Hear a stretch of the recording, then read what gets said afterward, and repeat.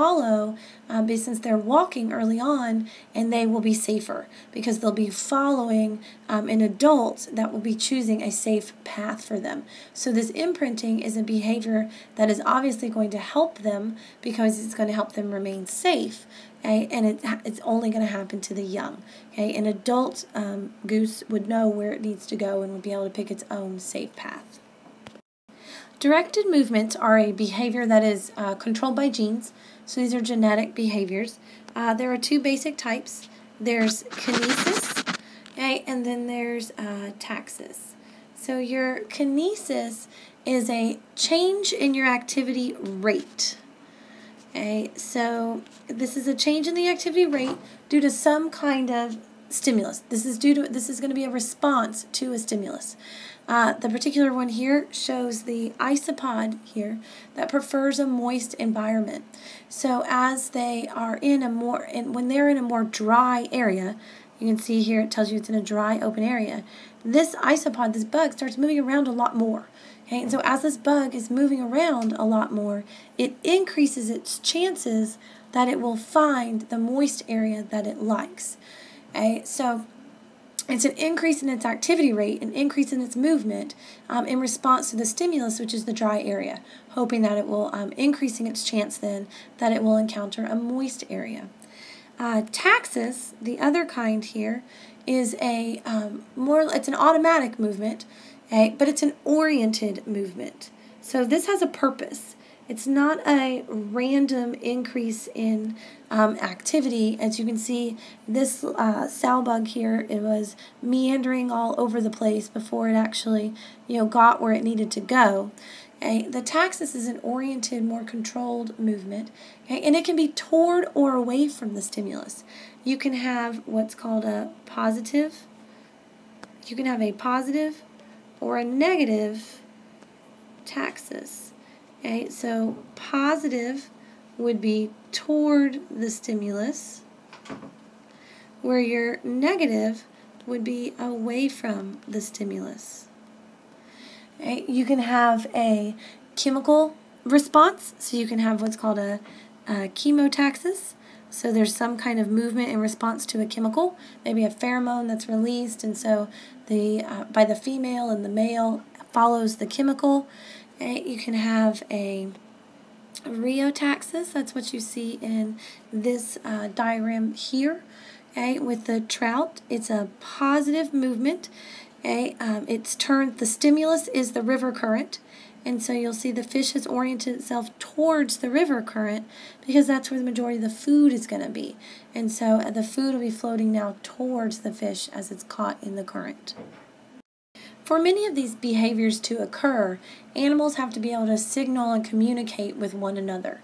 Okay? So a signal is just going to be any kind of behavior that's going to cause a change in another's behavior.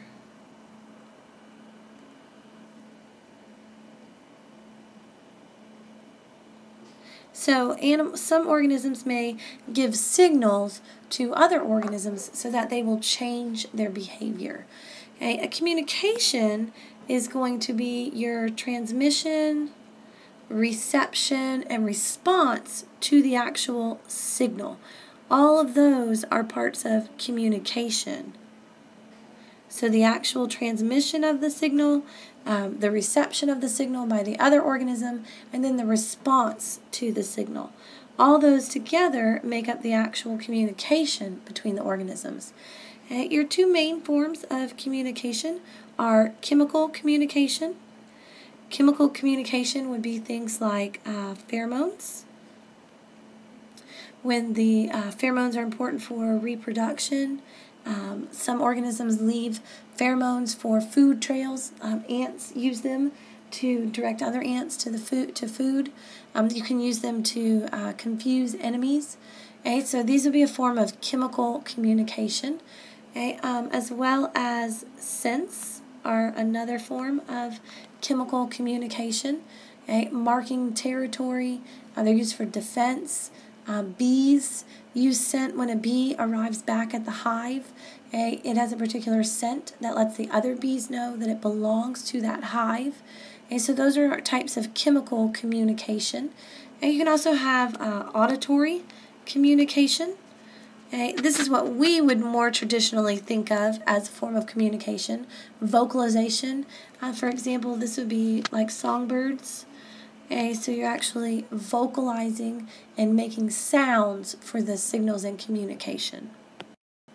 So the environment can also have an influence on behaviors. Okay, environmental factors, things such as diet, social interactions, opportunities for learning. Think about humans. We make a big push about preschool and kindergarten and how that has an influence on people. Okay, those Head Start programs they talk about, okay, those will be all considered opportunities for learning.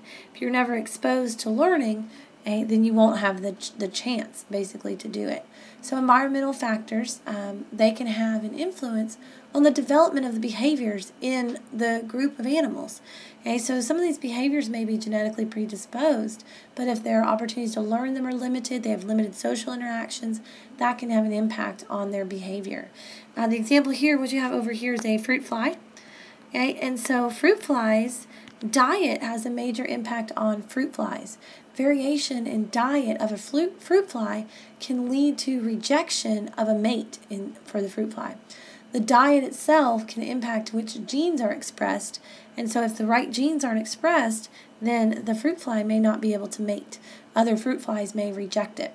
So that would be an environmental factor that influences reproductive behavior. So learning in general is just a modification of our behavior based on experiences. We've had a particular experience and we have modified or changed our experience. We have quote unquote learned from that experience. And so we've got a variety of different types of learning that can occur. So the first one that you see up here, this is the imprinting, and we've already talked about this. Okay, that is a learned behavior. The next one we have here is what's called spatial learning. Okay, and so with spatial learning, there is some sort of behavior modification due to the structure of the environment. This is important for example for like nesting sites. Okay, being able to find its way back, to be able to find the organism to find its way to food, to be able to find its way to a potential mate. Okay, in humans, you could have the example of a young child. They learn how to safely cross the street, how to look both directions, how to judge the distance of the cars, and whether it's safe for them to get across or not.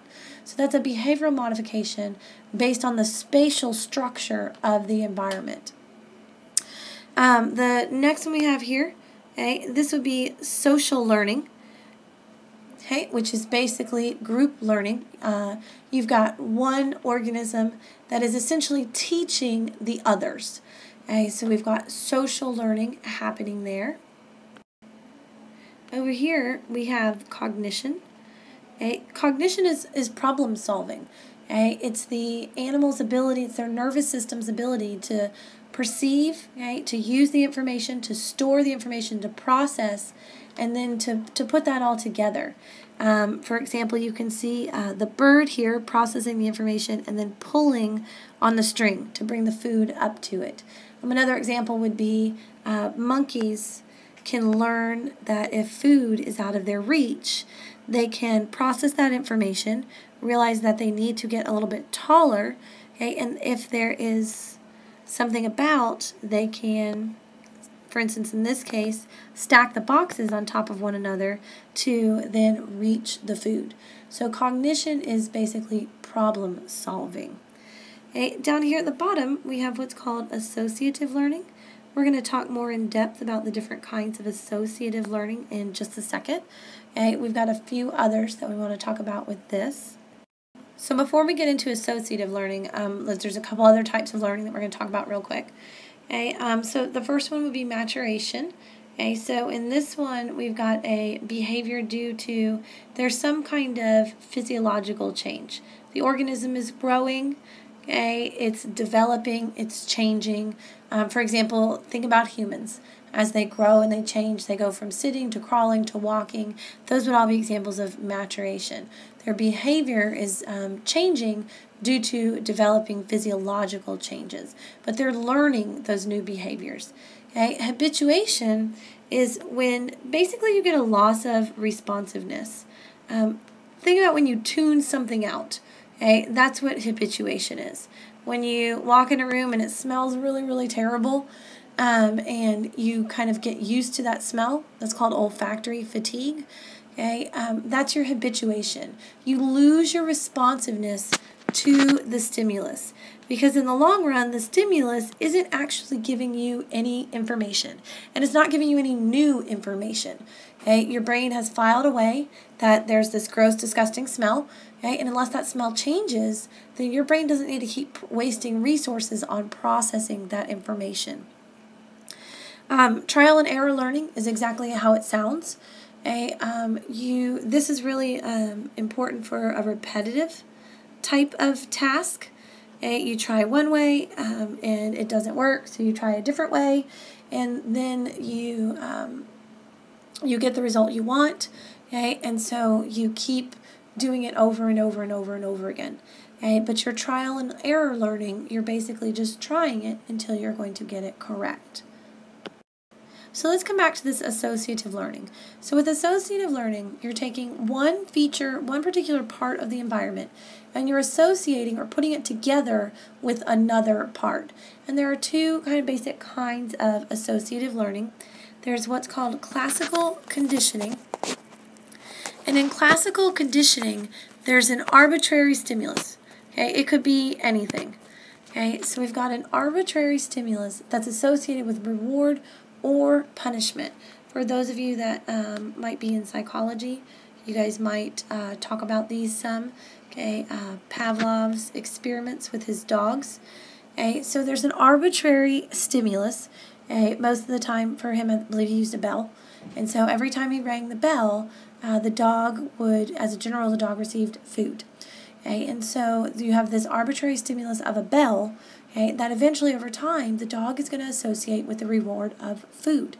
So eventually over time you hear, when the dog hears the bell, it will start salivating thinking that food is coming, and food may or may not come because they have been classically conditioned to associate the bell with the receival of food. Okay, the other one is called operant conditioning. Okay, and with operant conditioning, this is more of a trial and error type of learning. You associate the behavior with reward or punishment. B.J. Skinner did experiments with these. Okay? They're not necessarily a stimulus that is associated with the reward or punishment, but it's a particular behavior. For example, here you can see the rat coming up and pushing the lever. Okay? And sometimes food would be dispersed. Sometimes punishment would be dispersed. Okay, but this operant conditioning is this trial and error learning. Okay, when the rat pushes the lever, what is going to happen with that? So let's look at some of this evolutionary aspects of behaviorism, your natural selection. So when we're talking about natural selection behaviorism, your genetic components of your behavior. Okay, the DNA components of your behavior will evolve through natural selection, which is going to favor a behavior that obviously would increase survival and reproductive success.